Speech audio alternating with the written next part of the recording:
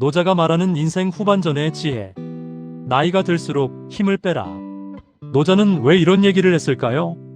우리 시대에는 가족 뒷바라지하고 생계 책임지느라 쉬는 주말도 없이 달려왔죠. 그런데 정작 지금 남은 건 피로한 몸과 불안한 마음뿐인 경우가 많습니다. 자식들은 연락도 잘 안 하고 배우자와는 대화가 줄고 세상은 내 뜻대로 되지 않습니다. 내가 뭘 잘못한 걸까? 이런 생각이 드실 수도 있을 겁니다. 오늘 제가 여러분께 들려드릴 이야기는 2500년 전 노자라는 현자가 남긴 단 한마디입니다. 지금 여러분에게 필요한 것이 노자의 이 한마디입니다. 제 이야기 끝까지 들어보시고 공감이 되신다면 구독과 좋아요 부탁드립니다. 여러분의 작은 클릭 하나가 저에게 큰 힘이 됩니다. 힘을 주고 사는 삶의 고통. 먼저 한 분을 소개하겠습니다. 서울에서 평생 약국을 운영하셨던 어머니입니다. 새벽 6시에 일어나 자식들 챙기고 가게 문 열고 밤 10시에 닫는 생활을 30년간 하셨죠. 남편은 공부를 좋아해서 박사학위 받아 대학 강사 생활을 계속했고 실제로 약국 운영에서 자식 셋 다 대학 보내고 결혼시키고 손주들 용돈도 꼬박꼬박 챙겨주셨습니다. 그런데 10년 전 은퇴하신 후부터 문제가 시작됐습니다. 큰아들이 사업에 실패했습니다. 어머님은 밤잠을 설쳤습니다. 내가 도와줘야 해. 내가 뭐라도 해줘야 해. 하루가 멀다 하고 아들한테 전화했습니다. 이렇게 해봐라, 저렇게 해봐라. 지쳐가는 아들은 점점 전화를 받지 않았습니다. 여기에 둘째 딸은 이혼 위기를 맞았습니다. 어머님은 사위를 불러 설득하려 했습니다. 우리 딸이 어디가 부족해서 그러냐고 따졌습니다. 딸은 말 못할 사정이 있는 건지 엄마한테 연락을 끊었습니다. 엄마, 제발 제 일에 끼어들지 마세요. 막내 아들은 누나 영향인지 결혼을 안 하겠다고 했습니다. 어머님은 소개팅을 주선하고 결혼 자금까지 미리 준비해놨습니다. 그런데 아들은 내 맘을 아는지 모르는지 짜증만 냈습니다. 엄마, 안 하겠다는데 왜 자꾸 그러세요? 네? 이제 엄마 인생 사세요. 어머님은 병원에서 불면증, 우울증 진단을 받았습니다. 의사는 약을 처방했지만 마음은 나아지지 않았습니다. 어머님은 제게 이렇게 말씀하셨습니다. 선생님, 제가 뭘 잘못한 건가요? 평생 자식들 위해서 살았는데 왜 이렇게 됐을까요? 저는 그저 애들이 잘 됐으면 해서 그런 건데 모르겠어요. 여러분, 이 이야기가 남의 일 같지 않으시죠? 또 다른 분을 소개하겠습니다. 평생 건설 현장에서 일하신 부산에 사시는 아버님 이야기입니다. 몸으로 때우는 일이었지만 가족 먹여 살리기 위해 공사장에서 3층 높이에서 떨어져 다리 골절되기 전까지 악착같이 버티셨죠. 다리에 철심을 받고 어쩔 수 없는 은퇴를 한 후 아버님은 집에만 계셨습니다. 아침에 일어나도 할 일이 없었습니다. TV를 켜도 재미없고 밖에 나가도 갈 곳이 없었습니다. 그런데 문제는 따로 있었습니다. 아버님은 계속 과거를 생각했습니다. 그때 그 사업만 했어도 지금 잘 살았을 텐데, 그때 그 아파트만 샀더라도 자식들한테 좀 더 잘해줄 걸. 일어나서 잠들 때까지 후회가 밀려왔습니다. 아내가 말을 걸어도 건성으로 대답했습니다. 친구들이 만나자고 해도 귀찮아했습니다. 어느 날 아내가 말했습니다. 당신, 이제 그만 좀 잊어요. 지나간 건 지나간 거라고요. 아버님은 화가 났습니다. 당신이 뭘 알아? 내가 공사판에 뼈 갈아 넣은 세월이 얼만데 그게 하루아침에 잊혀지겠어? 결국 부부 사이도 점점 말이 없어졌습니다. 아버님은 혼자 방에 틀어박혀 술로 세월을 보내며 지냈습니다. 이 두 분의 공통점이 뭘까요? 계속 사는 동안 힘을 주고 계신 겁니다. 어머님은 자식 문제에 힘을 주고 있고 아버님은 과거에 대한 후회를 놓지 못하고 있습니다. 노자는 이런 상태를 가장 경계했습니다. 왜냐하면 움켜쥐면 줄수록 우리는 더 지치기 때문입니다. 노자의 무위사상. 노자가 남긴 책 도덕경에는 이런 말이 나옵니다. 무위무불위. 아무것도 하지 않으면서 이루지 못하는 것이 없다는 뜻입니다. 처음 들으면 이상하죠? 아무것도 안 하는데 어떻게 이룰 수 있다는 거야? 이렇게 생각하실 겁니다. 여기서 무위는 게으름을 말하는 게 아닙니다. 억지로 하지 않는 것, 과하게 애쓰지 않는 것을 말합니다. 노자는 자연을 관찰했습니다. 물을 보세요. 물은 가장 부드럽습니다. 손으로 잡으려 하면 빠져나갑니다. 하지만 시간이 지나면 단단한 바위도 깎아냅니다. 힘으로 부딪히지 않았는데도 결국 이기는 겁니다. 나무를 보세요. 나무는 억지로 자라려 하지 않습니다. 그냥 가만히 있습니다. 그런데 봄이 오면 꽃이 피고 가을이 오면 열매를 맺습니다. 애쓰지 않아도 자연스럽게 이루어집니다. 노자가 말하는 무위의 핵심은 이겁니다. 흐름에 맡기는 것, 억지로 통제하려 하지 않는 것, 자연스럽게 두는 것. 우리 인생도 마찬가지입니다. 특히 나이가 들수록 더 그렇습니다. 젊을 때는 힘으로 밀어붙여도 됩니다. 체력도 있고 시간도 있고 회복력도 빠릅니다.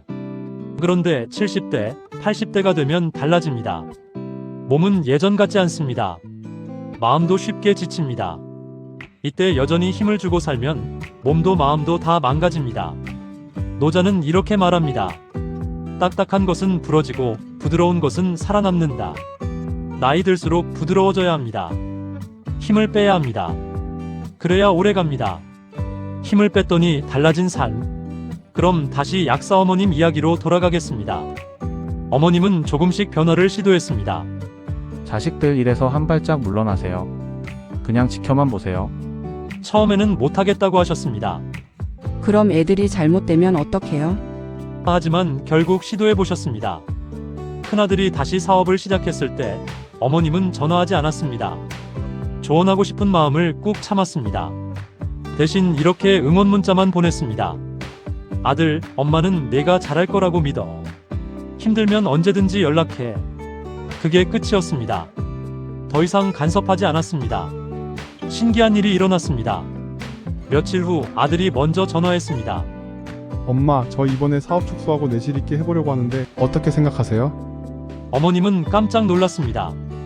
그동안은 자기가 물어봐도 대답을 안 하던 아들이 먼저 상의를 해온 겁니다. 딸도 마찬가지였습니다. 어머님이 사위 이야기를 꺼내지 않자 딸이 먼저 마음을 열었습니다. 엄마, 사실 저 요즘 좀 힘들었어요. 하며 그동안 마음 아팠던 얘기를 꺼냈습니다. 어머님은 그냥 들어주기만 했습니다. 조언도 훈계도 하지 않았습니다. 그저 그랬구나, 힘들었겠다 하고 공감만 해줬습니다. 딸은 말했습니다. 엄마, 들어주셔서 감사해요. 제가 알아서 해볼게요. 6개월이 지났습니다. 어머님은 자식들과의 관계가 완전히 달라진 걸 느꼈습니다. 연락도 자주 하게 되었고 만날 때도 훨씬 편안해졌습니다. 무엇보다 어머님 본인의 마음이 편해졌다고 했습니다. 밤에 잠도 잘 오고 우울한 기분도 사라졌다고 했습니다. 어머님은 제게 말했습니다. 선생님, 제가 그동안 참 어리석었던 것 같아요. 자식들을 위한다고 했지만 사실은 제 불안을 해소하려고 했던 거더라고요. 이제야 알았어요. 놓아줘야 사랑이라는 걸. 이번엔 달라진 아버님 이야기입니다. 술을 가까이 하게 된 아버님의 건강이 나빠지면서 변화의 계기를 맞았습니다. 병원에서 간 수치가 급격하게 높아졌고 당뇨 진단을 받았습니다. 의사는 금주하고 운동을 권했습니다. 처음에는 귀찮아했지만 아내의 성화에 못 이겨 산책을 시작했습니다. 하루 30분 집 앞 공원을 걷기 시작했습니다. 처음 며칠은 괴로웠습니다. 걸으면서도 과거 생각만 했습니다. 그때 그것만 했어도. 그런데 일주일쯤 지나자 조금씩 달라졌습니다. 공원에서 다른 어르신들을 만났습니다. 인사를 나누고 가벼운 대화를 했습니다. 오늘 날씨 참 좋네요. 요즘 몸은 좀 어떠세요? 별것 아닌 대화였지만 아버님은 마음이 편해지는 걸 느꼈습니다. 한 달쯤 지나자 아버님은 산책하다 만난 어르신과 배드민턴 동호회에 가입했습니다. 아침에 일어나면 공원에 갈 생각에 마음이 설레었습니다. 새소리를 듣고 바람을 느끼고 햇살을 쬐며 운동을 하니 시간이 금방 지나갔습니다. 어느 날 아내가 말했습니다. 당신 요즘 표정이 많이 밝아졌어요. 아버님은 깨달았습니다. 자기가 그동안 과거에 갇혀 있었다는 것을, 지나간 일을 붙잡고 있었다는 것을. 이제 아버님은 과거를 떠올리는 횟수가 줄었습니다. 대신 오늘 하루를 생각했습니다. 오늘은 날씨가 좋으니까 조금 더 멀리 걸어볼까? 오늘은 김씨한테 배드민턴 도전을 해볼까? 아버님은 말했습니다. 예전엔 하루하루가 지옥 같았어요. 근데 이제는 그냥 사라지더라고요. 아무것도 안 해도 괜찮은 거예요. 그게 이렇게 편한 줄 몰랐어요. 이 두 분의 공통점은 뭘까요? 힘을 뺐다는 겁니다. 어머님은 자식 걱정을 내려놨고 아버님은 과거에 대한 후회를 놓아버렸습니다. 그러자 신기하게도 삶이 다시 흘러가기 시작했습니다. 관계가 회복되고 마음이 편해지고 몸도 건강해졌습니다. 노자가 말한 무의가 바로 이겁니다. 부드러움이 딱딱함을 이긴다. 여러분, 지금까지 제 이야기 들어주셔서 감사합니다. 오늘 제가 드리고 싶은 말씀은 딱 하나입니다. 이제 힘을 빼셔도 됩니다. 평생 열심히 사셨습니다. 가족 책임지느라, 생계 유지하느라, 자식 뒷바라지하느라 한 번도 쉬지 않고 달려오셨습니다. 정말 고생 많으셨습니다. 진심으로 존경합니다. 하지만 이제는 다릅니다. 이제는 여러분이 조금 내려놓고 편하게 사셔도 되는 시간입니다.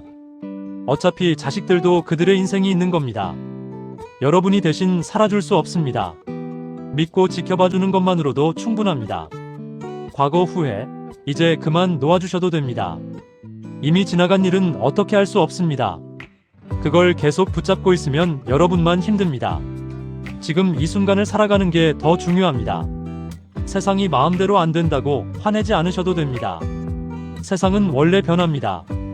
예전과 다른 게 당연합니다. 그 변화를 받아들이면 마음이 한결 편해집니다.